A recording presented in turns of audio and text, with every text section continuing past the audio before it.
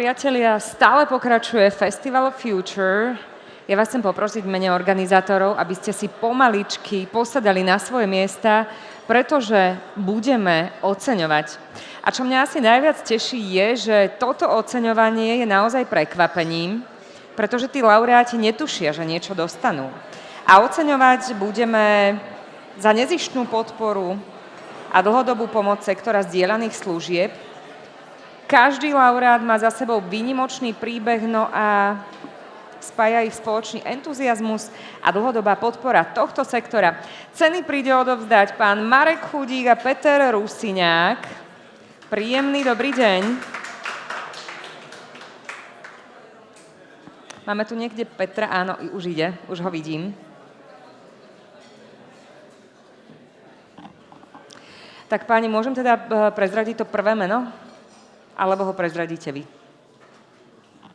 Prvou ocenenou je Barbora Záhradníková. Dlhé roky vedie Business Centrum spoločnosti Edientu v Bratislave. Od jeho založenia v roku 2016 pôsobí aj ako senior HR manažer. Je skutočnou šampiónkou v témach rovnosti, inklúzie a diverzity na pracoviskách. No a nie je náhodou, že aktuálne pôsobí aj ako prezidentka Business Leaders Fóra a je dlhodobo aktívnou členkou komunity a podporovateľkou fóra. Gratulujeme, máme tu pani Záhradníkovú.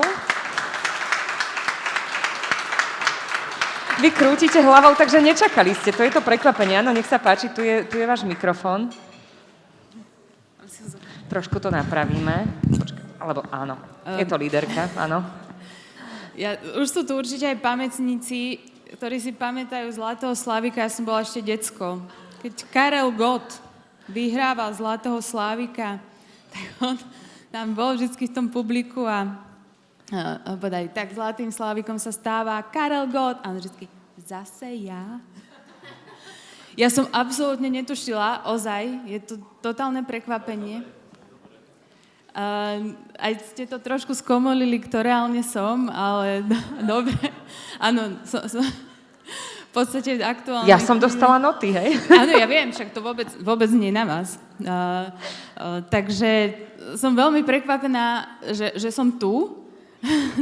Nikto mi nič nepovedal. Ja som totižto aktívna teraz na jednej panelovej diskusii na 3. poschodí a ma odtiaľ vyťahli, že mám prísť sem. Ale som rada, že som tu. A čo som vlastne akože získala? Že teraz to odovzdáte. No.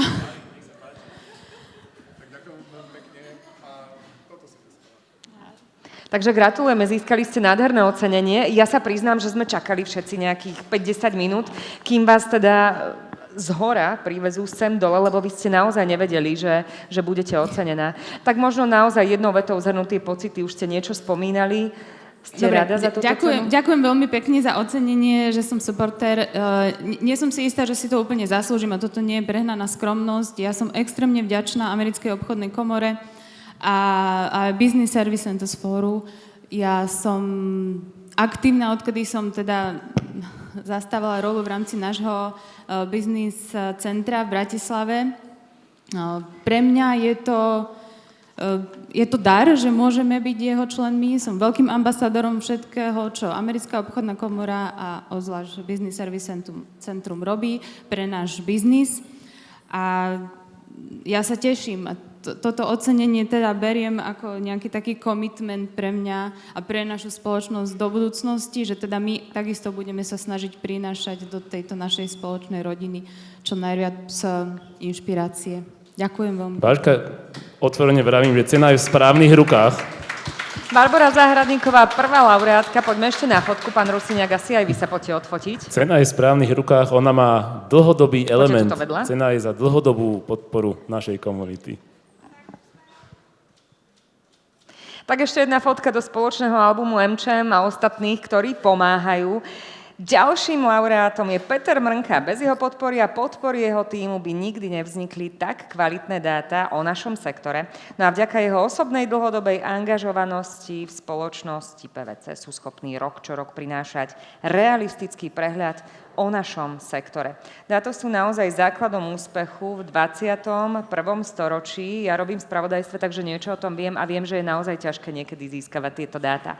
Máme tu pána Petra Mrnku. Poďte k nám, gratulujeme.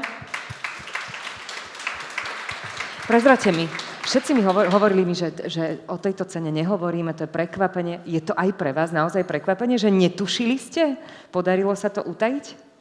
Je to prekvapenie, ja myslím, že to asi bude prvá cena v živote, ktorú som kedy dostal. Raz som vyhral bowling, ale to bolo v rámci firmy, to sa asi neráta. Takže debutant, tenkrát poprvé, dúfame, že to není posledná cena. Snad nie. Gratulujeme, nech sa páči, odovzdajte.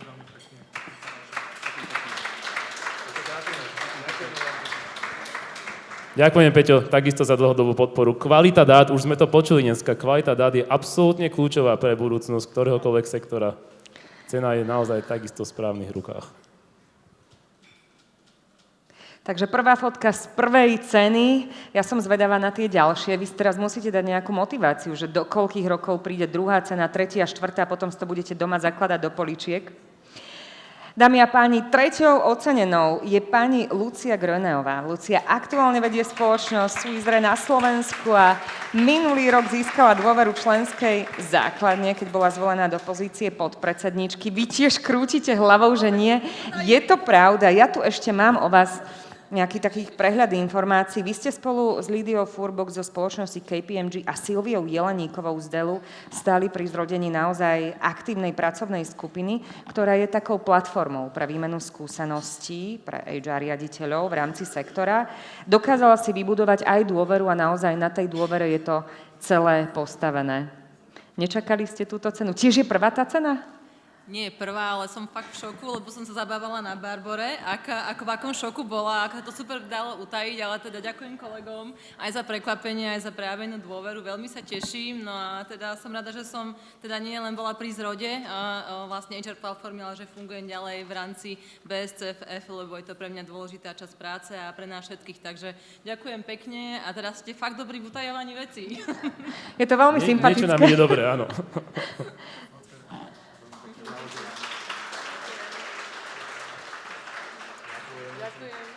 Ešte prichádza gratulácia, spoločná fotka, ja vám gratulujem a samozrejme aj všetkým ostatným.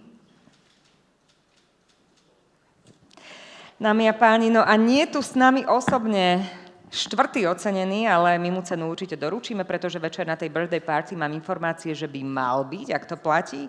A je to Gabriel Galgoci, pretože vlastne fungoval tu dlhé roky a po 2 dekádach sa rozhodol pre pokračovanie svojej kariéry vo verejnej službe. Dopad jeho podpory a predchádzajúcich aktivít na náš sektor však pretrváva aj dodnes a myslím si, že to meno je naozaj široko, ďaleko známe a v tejto komunite viete o ňom milión vecí, takže Gabriel Galgoci ho veľmi radi večer privítame. Ak by ste teda ešte chceli niečo doplniť? Presne tak, Simona, ako hovoríte, Gabriel to bohužiaľ nemohol byť dneska s nami, ale večer máme prísľub, že príde a je to aj pre neho prekvapenie a ak už teraz fungujú sociálne siete, tak sa to pravdepodobne k nemu nejakým spôsobom dostane. Ale takže sme dobrí v utajovaní skutočností a informácií, ale myslím si, že presne ten vplyv a ten dopad na to, kde je dneska fórum a prečo je tento sektor tretí najväčší sektorom slovenského hospodárstva, tak myslím si, že na tomto fakte má Gabriel obrovský podiel a jeden veľký aplauz si myslím, že od celého publika si určite zaslúži. Ďakujeme krásne, ďakujeme za odovzdanie cien. A mňa to veľmi teší, že vlastne v jednej firme ste dokázali niekoho oceniť, utajiť to a ešte takto pekne to pripraviť. Takže gratulujem a určite aj vďaka vám ten sektor funguje tak, ako funguje momentálne na Slovensku, pretože vieme, že veľa vecí tu nefunguje, ale veríme, že bude. Takže gratulujeme laureátom, no doteraz BSC ocenilo celkovo 28 ľudí od roku 2017 a teraz mi dovoľte pozvať ďalšieho speakera. Myslím si, že mi rozumie aj po slovensky, pretože je to Poliak. Volá sa Romek Lubačevský. Deň dobrý, vítame vás v Bratislave. Now it's time to switch back to English. Hello. So you will talk about predictions for the next year. Yeah. So the stage is yours. Thank you very much. Hello, everybody. Well done, the 3 award winners. Congratulations. I secretly thought they were going to give me an award. That's why I was next. And then I realized there were none left. And then I suddenly realized I'm not winning an award. Not this time. Right. I wanted to share with you how my day started. and how it's gone from bad to getting better. So at 8 o'clock, I got up. Last minute, I had no breakfast. I had a shower. I was leaving the room. My wife is lying in the bed, and I go, okay, love, I'm off. Bye-bye. And she said, don't be rubbish. And so from 8 o'clock till 10 o'clock, I've been going in my head, don't be rubbish, don't be rubbish. Then at 10 o'clock, I believe it was David and Ian were on the stage, and David, maybe not the exact right words, not exact, but he roughly said, people who are 50 and older are super cool and much better than young people. That's how I remember what he said. Yeah? So, from being rubbish for the last hour, I've been super cool, and I'm going to continue to the end of the day being super cool. Right. You don't all know me. My name is Romek. I've been in the industry, I think, longer than everybody. I started in '96. I did process mapping for the very first center that was opened in Kraków. We opened a center. I started in '96, and for 30 years, I've been working in this industry. I love the industry. I'm now retired, and I only come out of retirement for special people. You are in that group. Not all of you, but most of you. What I'm going to do in the next 30 minutes, 25 minutes, is I'm going to tell you a little bit about what I think is important in our industry going forward. So not necessarily what's happened, but what the future holds for us. Like I said, 30 years, I've worked on 200 global projects. I've opened 55 centers, including 5 for PwC, where I worked all of my career. So I've opened 5 for myself. I love it. It's brilliant. What you're doing is fantastic. Keep doing it.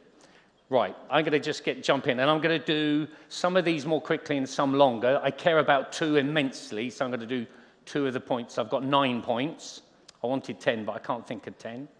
If anyone has a 10th, you get a prize. Right, my first point would be, okay, insourcing will be more popular than ever. This is a trend I'm seeing. I've seen it for the last couple of years. I truly believe this is going to continue. What do I mean by this? I mean, many companies have some of their work outsourced and most of their work in-house in a shared delivery center, in a center. What I'm seeing, and I believe will happen in the future, is more of this work will come back from outsourcers and come back into our centers.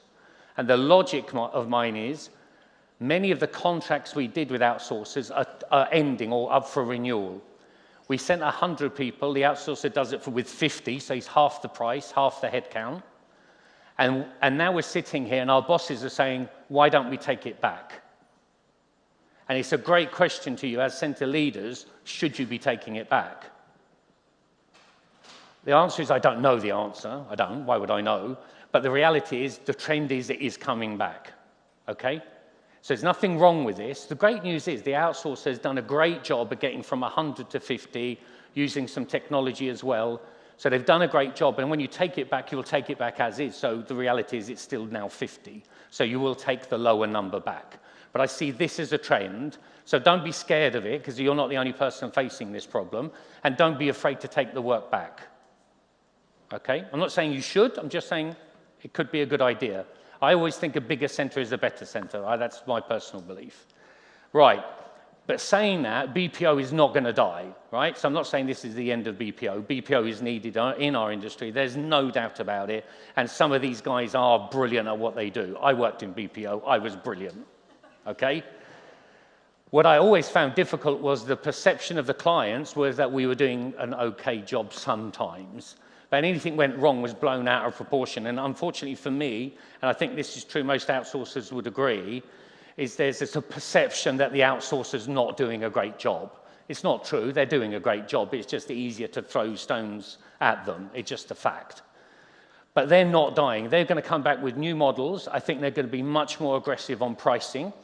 They're going to factor in AI, RPA, and all of these new technologies into their 7-year deal. So their price will be very competitive. They're not dead for sure, okay? But best of all is our industry is definitely not dead. So GBS, our industry, is alive and kicking. I have no problem with this at all. I don't think we should be sitting here worrying about our future. We should not be worrying about our future. Our future is great. What I think is the slight difference is, 30 years of this, I've seen growth every year. I think the year of no growth is coming. I think we're in it, or it's next year or the year after, depending on the country within CEE. But it's coming, that constant growth is slowly coming to a halt. And then robotics, it was the biggest thing. It feels to me, I remember OCR, I'm much older than you, OCR was everyone talked about it, then it was robotics, everyone talked about it, and now it's AI. It's amazing how quickly we don't talk about robotics anymore. Yeah? What a topic. Oh my God, every conference, half the conferences, now it's half the conference is AI. Robotics is not dead, it's not gone, it's still here, and it will be used and we will use it. So don't throw it away, don't think it's gone, just keep doing what you were doing before, just realize maybe it wasn't as great as everyone promised us. I think this is a big change, and this comes from you, the leadership, and it's quite a bold move. I think where we have been assessed as the centre leader, your boss assesses you on cost. So you were 5 million, I want it 4.5 million. You're at 4.5, I want 4. You're at 4, you're at, yeah? Cost, cost, cost, cost, cost. I think that day has to change, and it's changing, and I think you need to push that change forward. Where we should be assessed in the work we do, particularly when we're not doing the basics, we're doing more complex things. As we get more complex, I think the trick has got to be our quality is our differential. We do it really well. And I don't say really well cheaply, we do it really well. Okay? So quality for me becomes the new buzzword that we need to focus on. But I think there's another part of this, which is user satisfaction and customer satisfaction, right? I think they're a user experience. I think where historically we haven't been good enough, and I can see this from day one, and we haven't got any better, is I don't think we ask our customers enough, how are we doing? And actually listen to what they say. So not send them a survey, score me out of 5, score me out of 10, yellow, red, green, all of this, and end of the year I get customer satisfaction 4.2, yay! I really don't care, I don't. What I care is about when I talk to the customer, am I doing a good job? Are you happy with what we're doing? Do you feel we're moving forward? And I don't think we do enough of that, is actually talking to the customer to understand what makes them happy. And it isn't cost, it's quality, but quality of what? How quickly you did it, how you returned it to them, when you took it, when you get me? What is quality? I think you have to talk to your client to find out what is important to them. But that requires you to do work, yeah? Or just send them a survey. One's really easy. Okay, this is one of my big ones, back to the office. Since COVID started, anyone puts me on the stage, they can't shut me up about this one, but I will only go on for a couple of minutes. But for me, we're not doing a good enough job here. I think it's really, really easy to accept, they're not coming in. The number of people I've spoken to are starting, the youngsters are saying, yeah, but I don't want to go to the office. If you make me go to the office, I'm leaving. Do you know what I do? I take them to the desk, I help them empty the desk, I give them a box, and I take them out of the building and I say, good luck. Yeah? Goodbye. And you will lose people based on this, you will. But the people that stay are the people that actually want to come to the office and understand why. But I think this is the key message here, why? First of all, proven already, two things, really good, proven. One is younger people who don't interact with other people have mental health problems. So there's a good reason to do this, okay? Next one is people who don't come into the office don't get promoted, fact. If you don't come in the office enough, you don't get promoted. They go, hey, what about Romek? They go, which one's he? You don't start a conversation about promotion by saying, which one's he? I've never seen him, yeah? Oh, that Romek. Yeah, let's promote him. I don't think so, right? So coming in the office is good for them mentally. It's good for them to develop. And this is the big one. Our industry is set up. It's been set up since day one. I was there on day one, set up in teams. A team leader and 10 people. Why? Because the team leader's more experienced, more mature, more balanced, and they show you how to do the work the right way, and they deal with life problems as well. So it's not just work, it's about life. But they're there. We've structured the whole business around the team being together, not sitting at home. Okay? So, my point to all of you is, you've got to work on this. This will not come by nature. They will not slowly come back. They will not. So you have to start being a bit tougher and start making them come back. But you have to accept someone's going to leave. Good. I don't like them anyway. Right? Right. I mentioned this earlier. Global economic conditions. What's fantastic is that global economies aren't great. Our industry grows the best when the economies are shit. Okay? Fantastic. Global economies poor, cost cutting, drive shared service centres, GBS outsourcing. Drive it, drive it, drive it. Show me the money. Brilliant. So, that's an expectation where our industry will grow. Simultaneous to that, unfortunately, our bosses read the papers and read about AI. They read the same newspapers about robotics that says 20% of the staff don't need to be there. Okay, so now we're getting pushed to reduce headcount and costs simultaneous to giving us more work. What does that all mean? My gut feeling on this one is net, we're going to be zero. Okay? So we're going to be growing in scope and workload, but we're going to be pushed to reduce cost, and we only have one cost. Yeah? And it's not rent. Yeah? It's staff, ultimately. There's only one thing we're pushing, and ultimately we can affect. So, where I do see the growth as well is I think in scope X other scopes. So I think we need to push as well very hard and shout a lot about what work we're going to take. Yeah? So when I say that, everyone's talking about AI. You should be putting your hand up and saying, I will run AI globally. I will run data mining. I will run, what else? Something else. You've got to push really hard that you're doing it. So I see the whole AI and all of the, particularly AI and robotics, I see it as a plus and a minus. So the minus is, theoretically, robotics and AI are going to take jobs away from us. I see it, simultaneous to that, is I will run, test, and create the robots. I will run, test, and monitor and maintain the chatbots and all of the AI. And so I need more people. So I see this balance here of push and pull, where there's definite more work coming in these areas, but I think you really need to be forceful to grab it. Don't think your boss will go, do you know what, the best place for the AI team, which will be 100 people, is Bratislava. I think that's what. They don't do that. They go, maybe in my office would be a good. They were 2 or 3 people in my office, 2 or 3 people in London, 4 people in New York, and we end up with 100 people all over the world not talking to each other, doing a crap job. Or put 100 of them in Bratislava, right? Think about it. It's bloody logical. It's not a tough one, but it's not going to happen unless you fight for it. So you need to be in the market to your bosses and say, I agree with AI, I'm going to do it. Data mining, big thing, I'll do it. Yeah? Put your hand up, shout, scream, don't give up, don't give up, don't give up. On the AI, I think there's two really interesting things. Cybersecurity, I bet you a lot of you already do this and it's getting involved, so I'm not going to talk so much about that. But where I think we haven't realized yet is if you talk to auditors, and I'm ex-PwC, so there's loads of auditors there. They're really boring, by the way, but anyway. Auditors are saying, who's going to audit the bots? Who's going to audit the AI? Who's auditing the guy writing the code that's going to run this process to make payments?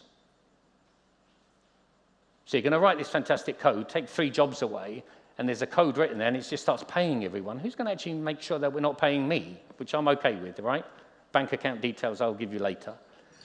But someone needs to actually monitor who's monitoring the AI, right? Again, hands up, I will run that. Get me? I can do that. Let me do that. I'll set up a team. We need to do it. Before we start writing this stuff, we need someone to understand how to monitor it and ensure that it's safe. Yeah? So, AI security is, no one's really talking about it. Trust me, this is coming. Really, really. It's just going to hit. So before it hits, be there. Okay, ESG, the two topics, AI and ESG. AI is very interesting. ESG is not interesting for us, okay?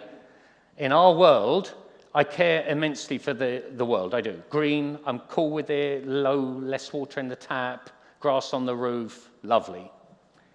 But I don't understand why people are talking about it within the GBS community, other than my centre. So I get it, my centre needs to be green, but I don't understand why people think this is a big thing for the whole company and thinking GBS is going to do what with it. I'm going to monitor it, I'm going to implement it, I'm going to write the rules. None of that's going to be me, okay? This for me is 5 jobs. I'll take 5 jobs. I've got no problem taking 5 jobs, but it isn't 50 jobs. So don't get caught up thinking ESG is this lovely future. It is for everybody, but it isn't for us in our GBS world, meaning more work for me. It's not. It's small, yeah? Don't think it's a big deal. Okay, last one, 9. This, and I'm going to talk longer on this one. Build or buy. I was speaking to a guy recently, he runs a centre, and I said, AI, he goes, oh, my boss wants me to run 5 pilots. My KPIs, his KPI for the year is run 5 AI pilots. That's it. I mean, it sounds ridiculous, but they're the kind of things people are getting as their boss thinks having AI, 3 chatbots, and I don't know what these other things are, but having 5 projects running is the most important thing to show we're good, okay? Complete and utter rubbish. But the reality is, if your boss says he wants it, you can't say no, so we do need to do it. Let's not be crazy. You need to do it, but I think you need to make sure you're telling them that this isn't going to drive massive efficiency yet. This isn't going to change the world yet. This is just like RPA. Does everyone remember, someone mentioned McKinsey today, very interesting. In 2015, McKinsey wrote a report, I read it, and I actually quoted in the report, my name's there, where I said, I don't believe it, that was my quote. They wrote a report that said, by 2025, so next year, 40 to 55% of all back office jobs will disappear because of robotics, right? How close were they to that number? Who has more than 10% efficiency from robotics? 10%? Anyone? Ish? Is it near 40% though? Nowhere near, right? And also in robotics, let's be very, very honest, I think most companies will admit they spent a lot more money implementing lots and lots of projects that actually the outcome and therefore the return were very low. So in other words, they weren't a great success. Again, our boss told us we had to do it, so we did it, but they haven't been successful. Where I think we need to learn from this is lots and lots of companies went out and hired PwC to implement robotics projects and run pilots.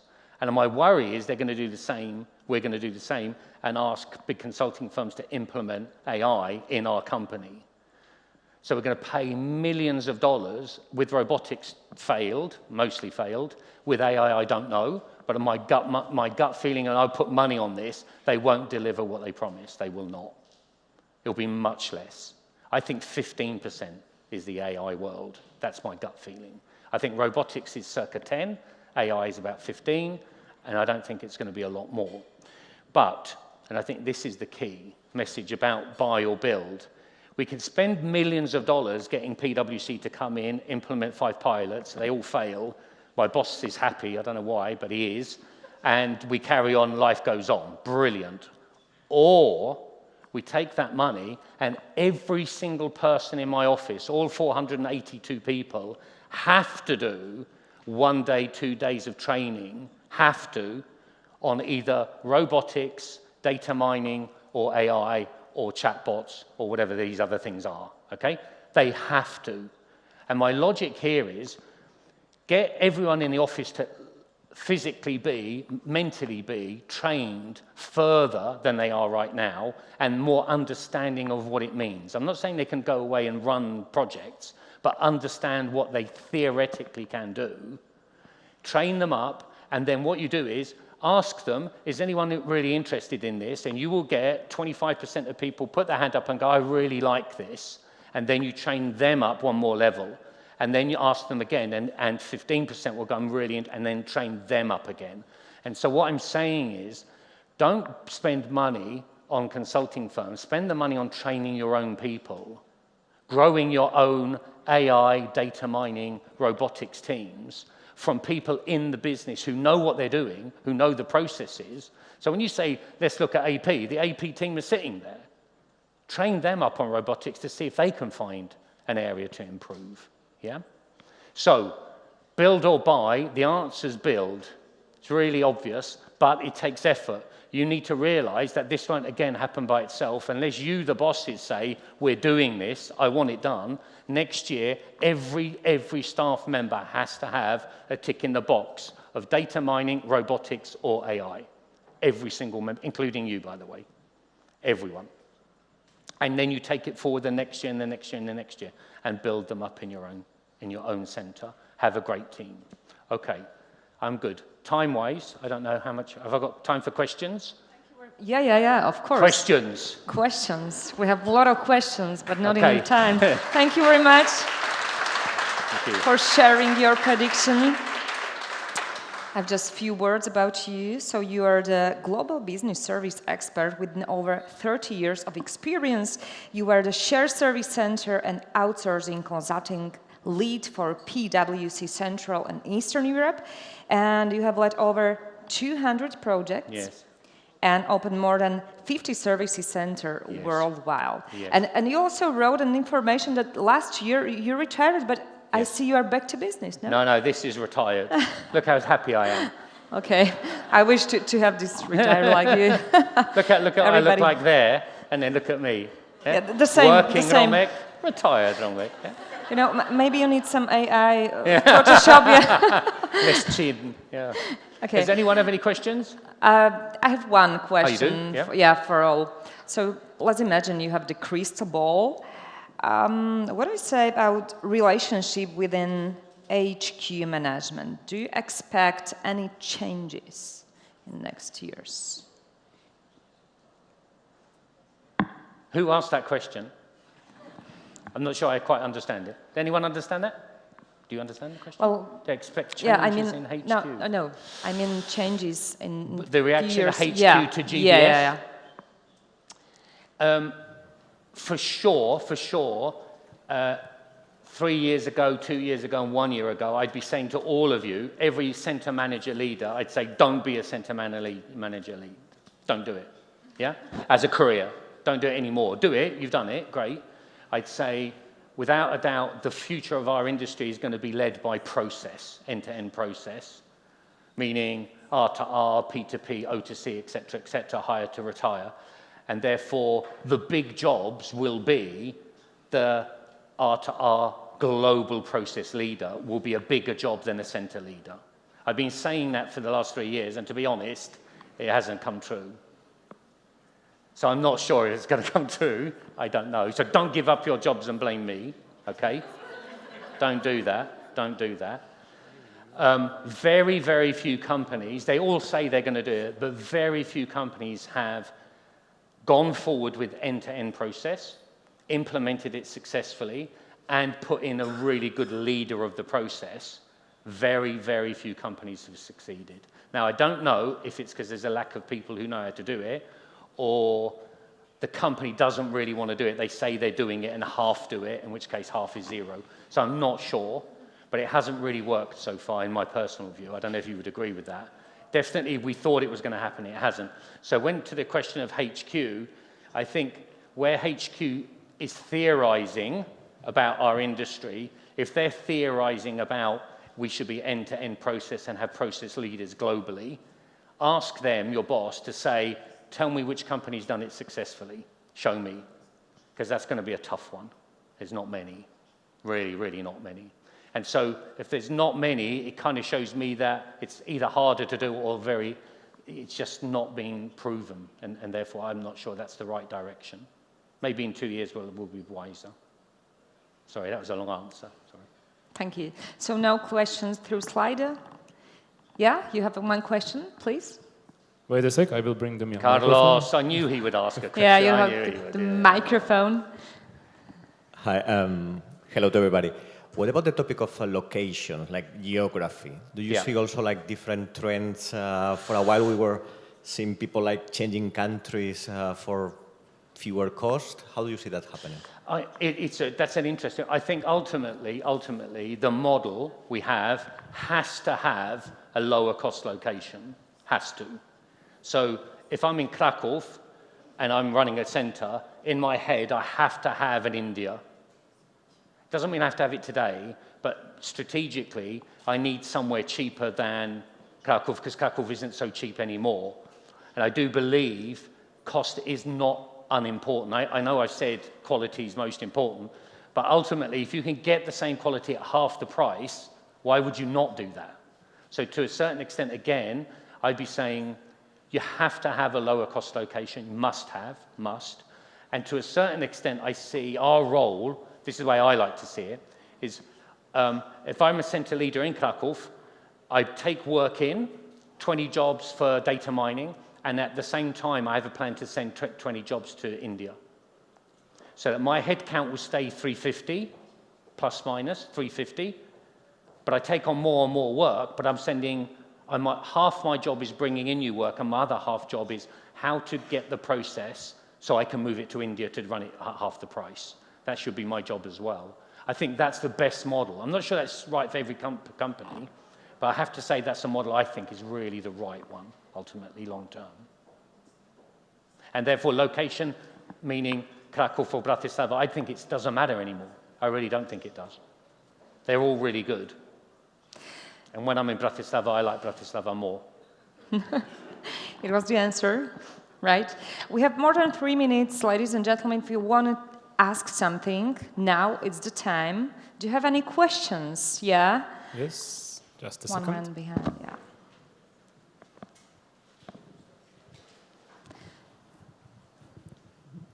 Hi. Hi. My name is Lucas. I'm from PwC Slovakia. My brother. Yeah. I didn't like your suggestion, don't spend money with PwC, but it's okay, we can talk later. Thank you first of all for the insightful analysis. It was quite thought-provoking. I really enjoyed it.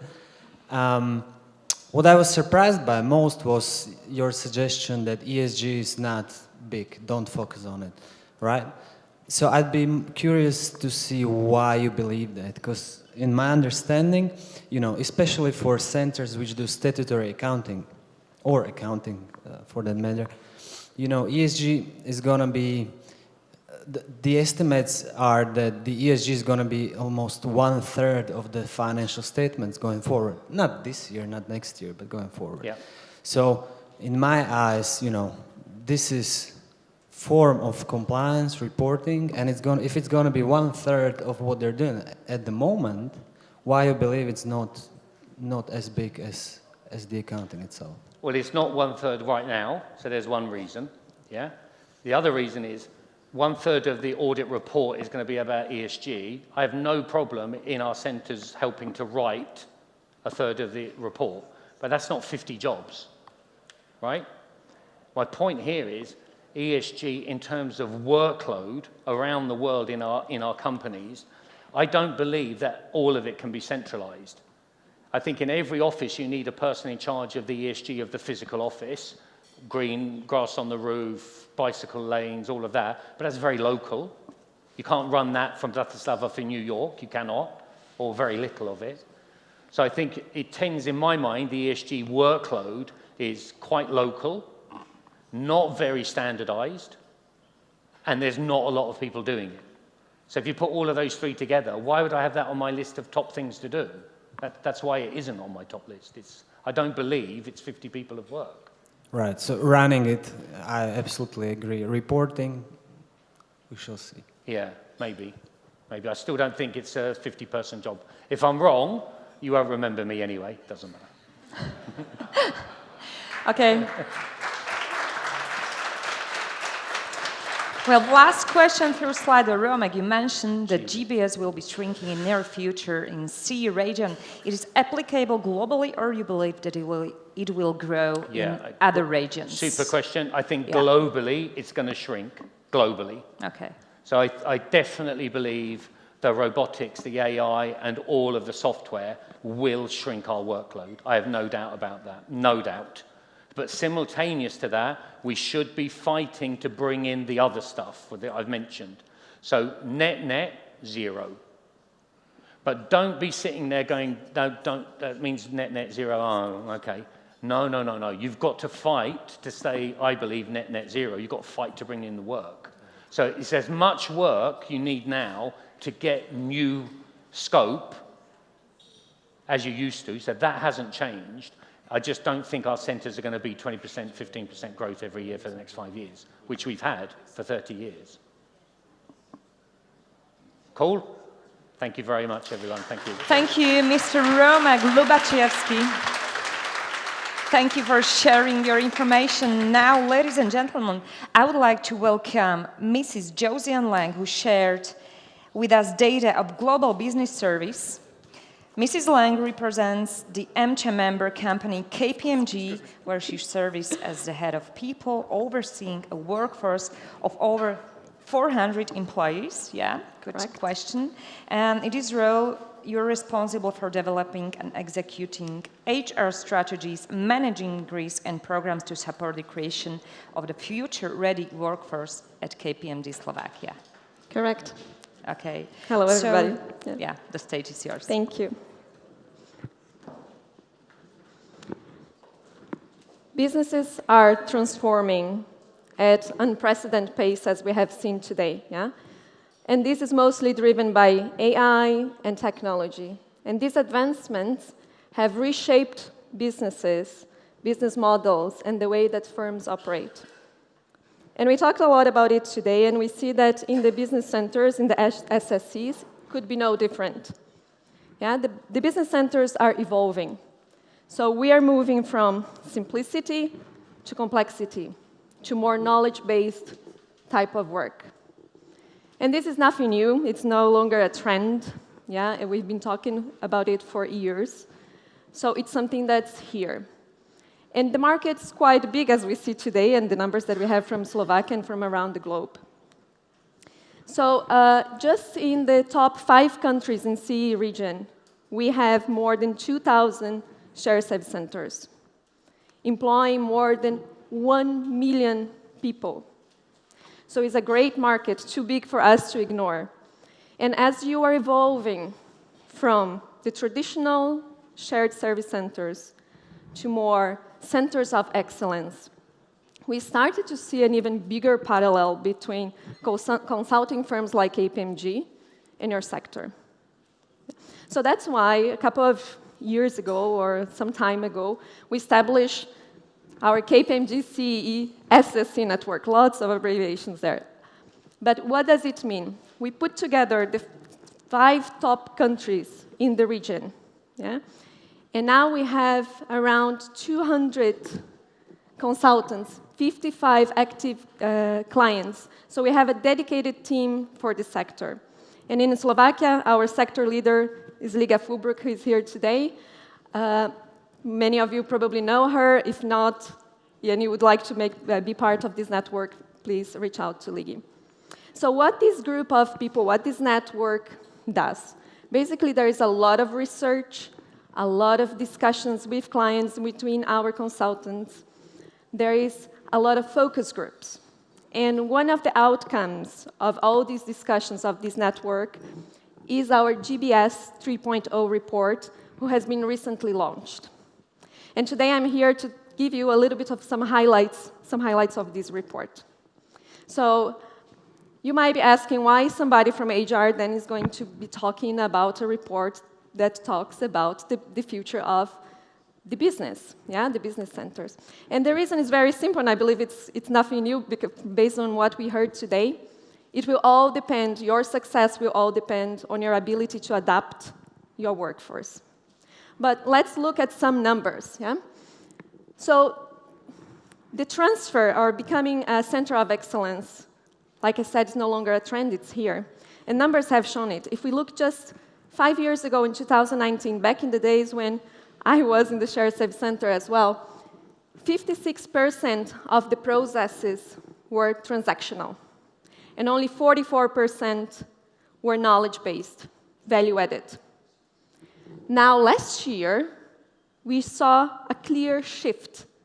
And now we have quite the opposite. 57% of the processes are knowledge-based, and only 43% are transaction processes. And I'll give you, just to illustrate a little bit how this works, and it's happening across all different departments and sectors in between your sector.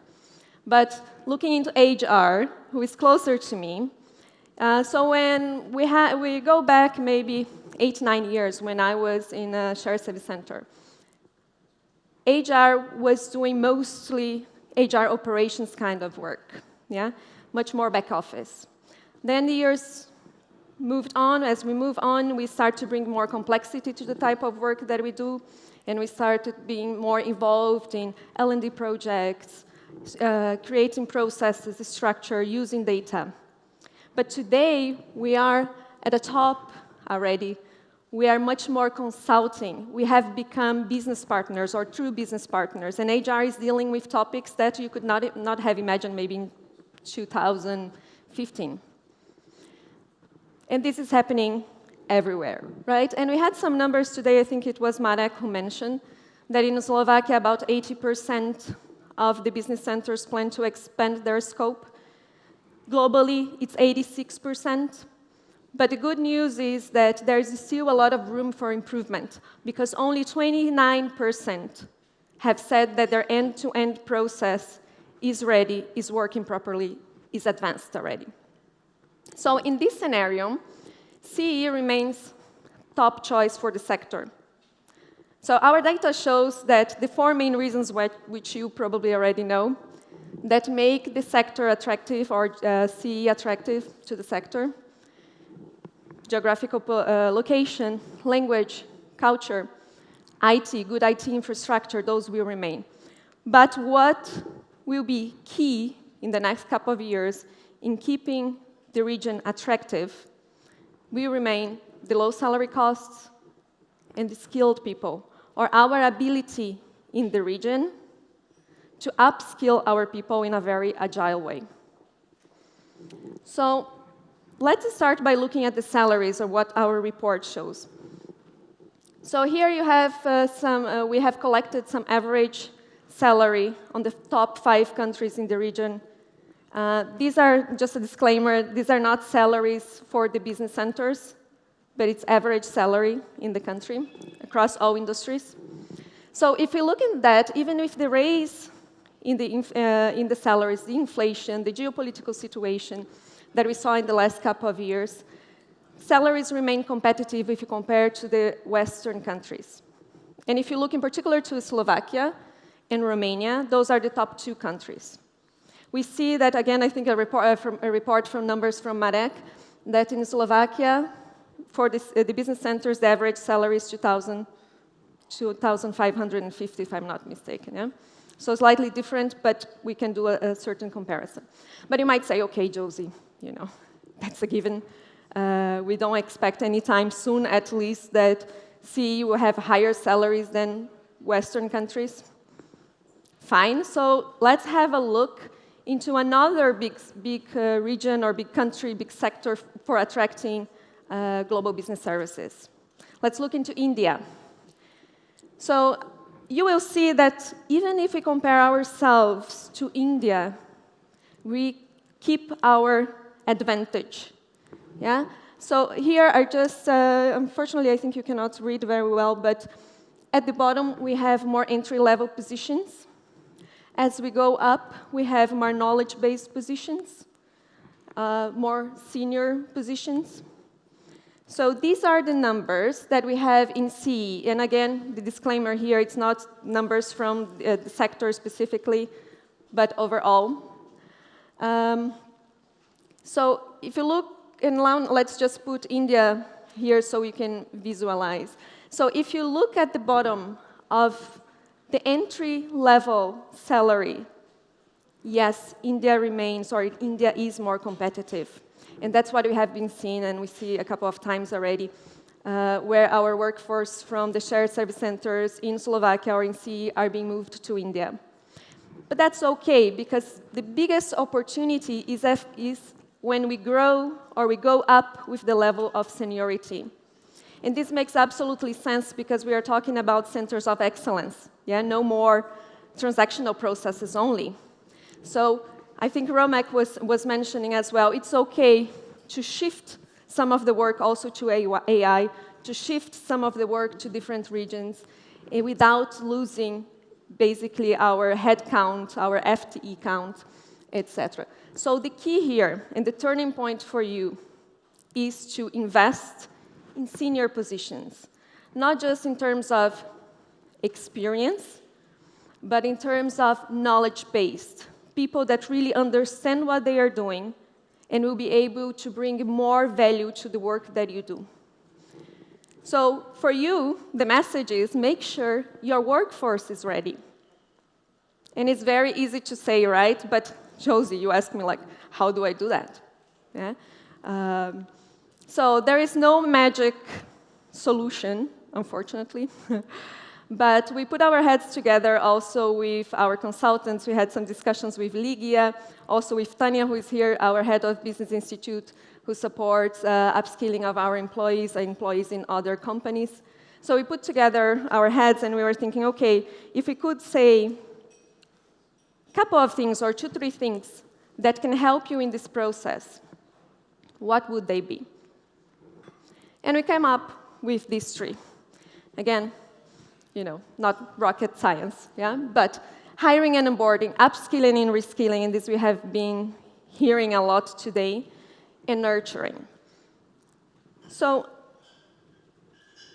again, here we see a big parallel of the business sector, or the business centers, and consulting firms like KPMG.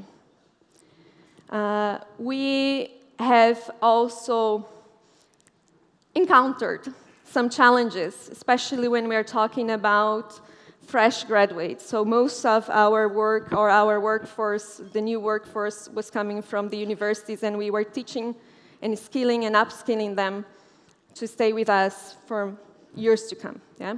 So this has changed also for us. So maybe I will share some examples that we have been doing to tackle this shortage of new workforce. And this is one thing that you cannot forget. Even though we are talking about having more senior positions, people with more experience, more knowledge base, we cannot forget at those entry ones that will help support you in the future as well. So we started working a lot with universities. We had to review our processes to adapt. So we are building blended programs with universities around Slovakia. We have internship programs and graduate programs that help us. Also, we are training and doing workshops also with teachers to help already shape this future workforce. So when they come and work with us, they are ready. So this is one thing, don't forget about the fresh ones. But you will start to hire more senior hires, because bringing in some fresh blood is also good, right? It will help you with innovations. And for that, you will need to evaluate or reevaluate your hiring processes. You will need to involve more experienced hiring managers, experienced HR people to support. You might want, and very likely you will need, to invest in executive search, headhunting, because if I read some articles some time ago that around 86% of the more senior employees are not actively looking for a job. So review your processes and start building specific plans for your audience. Also invest in your employee value proposition. If you don't have it, I would recommend you create so you understand what's the message that I want to give to people, that I'm looking forward to that they will work with me. And then enhance integration. Once these new hires will join your firm, there will be some disruption, especially if you are transitioning to this knowledge-based type of work. So be ready that the onboarding that you have for those that are coming fresh from the university should be different from these people. They will need to deeply understand your business so they can perform as you expect. They can fully perform the role. Have them involved already in the first 90 days that they are in your firm. Support them with networking. Put them in touch with senior leaders, with people that have worked with your firm for some time already, so they understand your organization, especially if those people are coming from the industry. It will be different. They will need some time to adapt and also then be a little bit patient with them. But give this support for them. And this you can give by supporting the network, but you also can assign them mentors, and it doesn't matter what the level they are, even directors, partners, it's good. We see it's a benefit. Assign buddies for them to help them in the first 3 months at least. And then clear expectations. It's very important that they understand their role. It's very important that they understand what you expect from them and what are the skills you need them to continuously develop or develop continuously. Yeah? Because only like this they will not get lost in the process of onboarding, in the process of adapting to your business. Then in upskilling and reskilling, and here we are talking more, I would say, about upskilling really. Invest in leadership programs. I don't remember, it was from one panel discussion today, I don't remember exactly from which one, but the way that you will communicate or your leaders will communicate with your workforce will change. So they will not be talking anymore just, where you have to be more directive, perhaps with the entry-level positions where you need to give more instructions. You'll be talking to people that are knowledgeable on their area of expertise. So this communication will need to be different. Plus, I think it was from Marek as well, of the top skills of the future for the business centers in Slovakia. We have there pretty much soft skills, right? Communication, critical thinking. Then there was data that I remember that was more technical. But it will be all about people skills. And this you can always learn. And the other thing is that if your leaders are not ready, they will not be able to drive this change that you need. They will not be able to support you in this change. So if you don't have clear leadership programs, do that, and you will see that the challenges you will experience with your workforce will be much lower. Then create a clear career and learning path. And here we are talking, and we heard as well today, we're not talking about roles. It's not about new roles. And you will not be hiring roles. You'll be hiring knowledge, skills, experience. Okay? So before you even start with the hiring process, with the upskilling process of your workforce, think of what are the skills that you need now and what are the skills that you need in the future.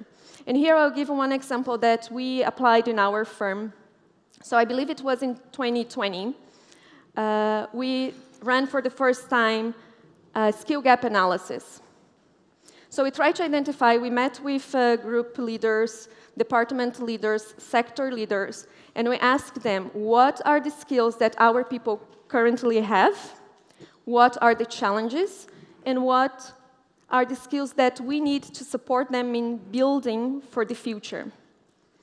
Combining with the evaluation processes, with the calibrations, with the talks that we have with their performance managers and the leaders in the groups, we came up with some core skills training that can support us in that growth. And we have been doing that every year. So our financial year starts in October. Now September is the time where we again meet with everybody, have rounds of discussions, and then reevaluate our process and see how we can do that. And then based on the skill gap analysis, we build specific learning paths for our employees based on the skills, not as much based on the roles. Yeah? And then, this is a given, I think it was, we talked, and I'll move to the next slide so you can see. Embrace AI. Yeah, AI is not to be feared, and I don't need to spend too much time here. I think you heard a lot about that. But here the message to your workforce is, you should not be afraid to lose your job to AI. Yes, there might be some displacements, but that's not the point. You should, worse than losing your job to AI, is to lose your job to someone who can work with AI. So this is where we should be focusing, on the shift of the work, on the type of work, on the transformation. So this is not to be feared, it's for them to think, okay, this part of my work can go to AI, now I can focus on something that brings really value. And here, there are just some of the skills or the roles that we are expecting to be on the raise in the region, in the shared service centers. I believe in Slovakia was data scientist, and I think here it's in the first one as well. So if you see this, mostly is related to data, because AI will not work also properly without data, right? Without good data. And the last one, nurture your talents and get them ready for life, because this will help you to create ambassadors. So it will support your talent attraction strategy, as we know that shortage in the workforce will continue for a couple of years, at least in Slovakia. So ensure that there are opportunities to growth, opportunities for them to experience and to learn new skills. And here it's mostly about the skills. Many times we think about growth as level, becoming a manager, director, etc. But many people appreciate much more becoming subject matter experts. So try to identify those at early stages, and I'm sure there are plenty of those hidden already in your organizations, and then create specific programs and work with them individually sometimes for them on their development plan. And then last but not least, flexibility. And here, whether you will go on with the tough love and you ask people to come back to office or not, what we see in the region is that still a trend is the mix of sometimes home office, client work, sometimes working from home. This is something that you need to address, but what the key point here is that as you start to work with people with good knowledge that are experts in their field, they will require and they will be hoping for more flexibility. So you might need to consider also specific needs in your workforce. The best way to do that is talk to them, have a survey, see what they're looking for. But again, in this case, consider that at least during the onboarding process, it's very good if they are in the office, or mostly in the office, so they can build their network and connect. And this is the last part, I just want to end that the future of the workforce lays basically on their ability to adapt and to learn continuously. This will be a key point for all business, not just the shared service centers. And if you want to see the full report, there's the QR code, you can download the report, and if you have questions anytime later on, please feel free to reach out to me or to Ligia. Thank you. Josiane, thank you very much for your presentation. I have only one question from AmCham. You mentioned that the biggest opportunity for JBS lies in senior positions. Early today, Marek Chudík mentioned that the average age of JBS employees in Slovakia has been constantly growing. How do we ensure the business center remain on top of the employees list for the future talent and young graduates? I think the key here is to work with them, I work with universities, create programs and show that if they join your company, it will be the best place that they can learn. And they might think, and here don't think like, okay, Josie, but what if I lose those people in 5 years? Then fine, you gain an ambassador that will help support the employer branding. And this is the best word of mouth is the best in marketing. And this works as well for the employer branding. So the key here, I would say, is to have a clear development plan for when they join, so they will have mentors, buddies, somebody that will be dedicated to talking to them and supporting them in their growth in your company. And then working with universities, so you already are visible at the universities as well. Thank you for your words. Thank you. Thank you for your presentation. Now, I would like to welcome another professional, Mr. Arjen Sader. Welcome to Bratislava once again after 5 years. Hello. Hello. Arjen is a partner at Denton's Ride Shoring based in Budapest. He has an experience in developing first-class JBS units around the whole world. So, welcome to the Jungle Reload is the name of your presentation. So, you like Guns N' Roses, do you? Sorry? You like Guns N' Roses? Well, I do, actually. Welcome to the jungle. Yeah. But don't worry, I'm not going to do any karaoke today with Welcome to the Jungle, although it's definitely a good song. But I do that normally in my weekends. The only thing what I'm missing is a clicker. And that would be very nice if I can have that. The other thing what I also am not going to do, I'm not going to bring any gorillas or anything on the stage, although it would have been fun, but let's not do that here. So, why Welcome to the Jungle? And why again? Now, 5 years ago I was standing on the stage and I was speaking about the jungle of GBS and shared services where we as our leaders were in and all the different things that were on our path. So when it comes to automation, when it comes to governance models, where do we go with our talents, etc. And I was just minding my own business, sitting on my terrace, just working. And all of a sudden, ping, I got a message from Peter. I don't know where Peter is now, but oh, there he is. He's trying to hide. And he said, Arjen, we have our anniversary, and can you maybe come back to speak with us again about the jungle? And I said, are you really sure that those people want to hear me again? And are you really sure they want to see my face again? And surprisingly, he said yes.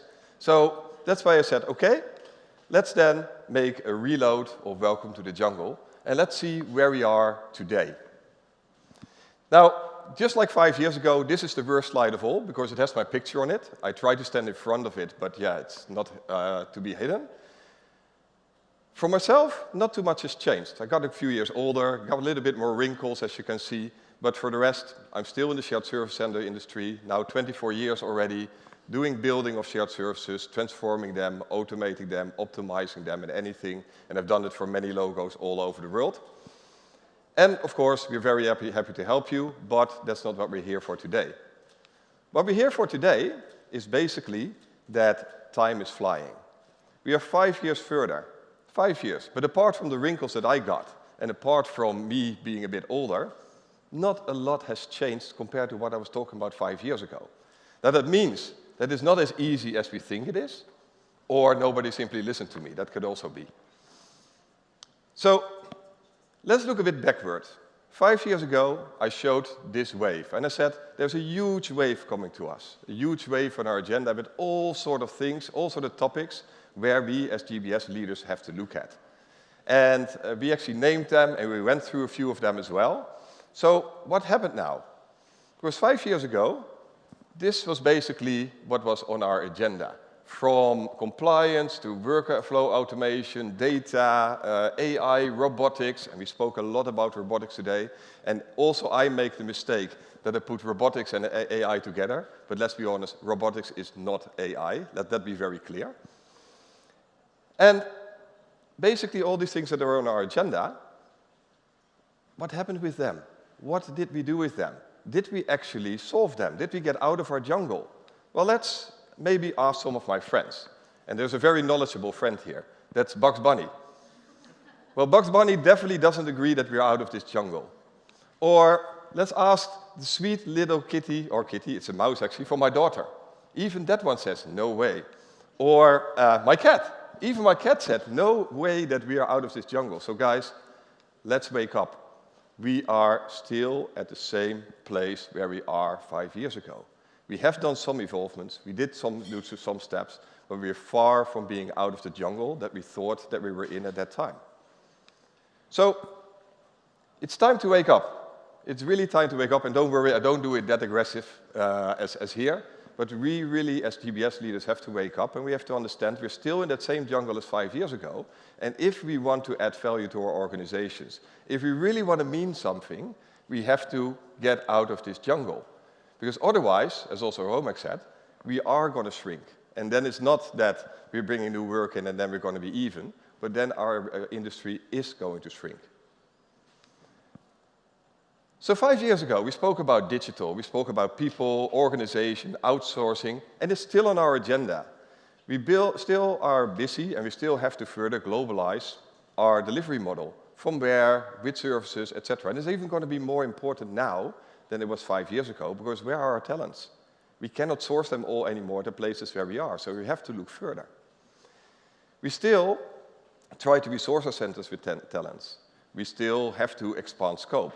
We are doing it, so what you also see later is more and more services are being transferred over to our centers, but it's still cherry picking, it's still not end-to-end, and we still are losing track of who actually owns it.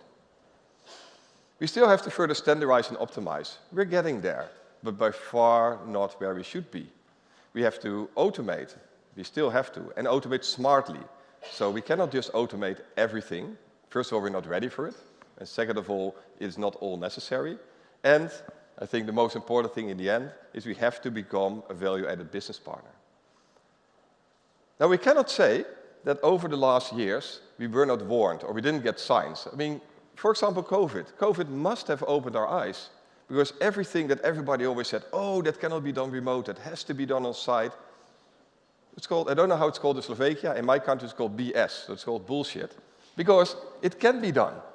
I mean, we saw it, everybody worked from home, everybody worked from anywhere, and it didn't fall down.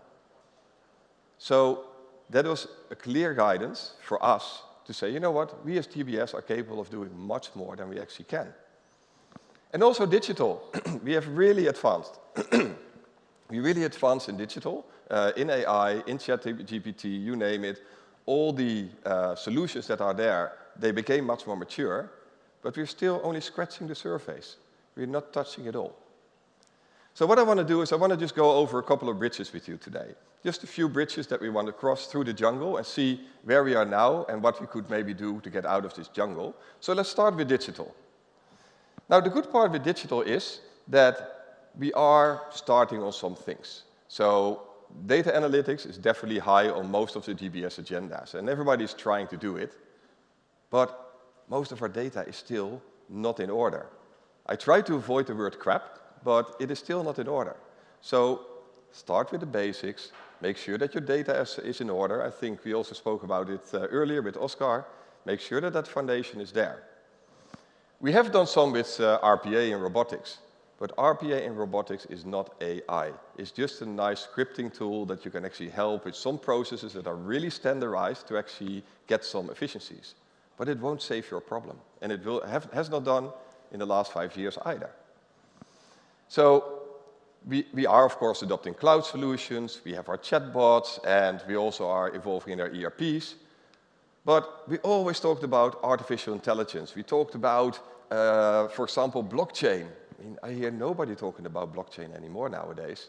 It's still there, but we haven't really adopted it in the last 5 years. We talked a lot about artificial intelligence. Well, it's really limited what we are doing in artificial intelligence. And we have to, if we want to get out of this jungle, because otherwise we will never get the efficiencies that we need to have.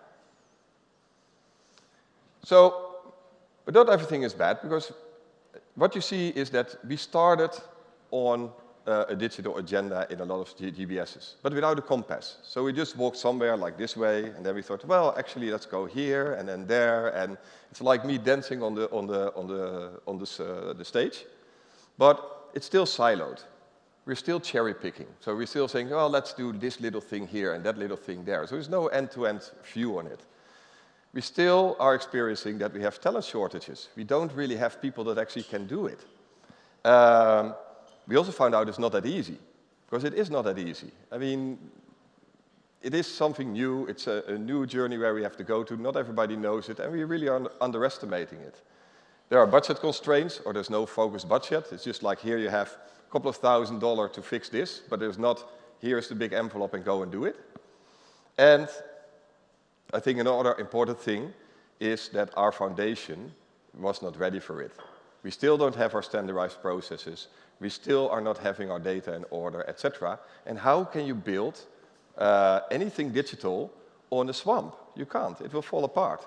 And this is the mistake that a lot of companies are still doing. So,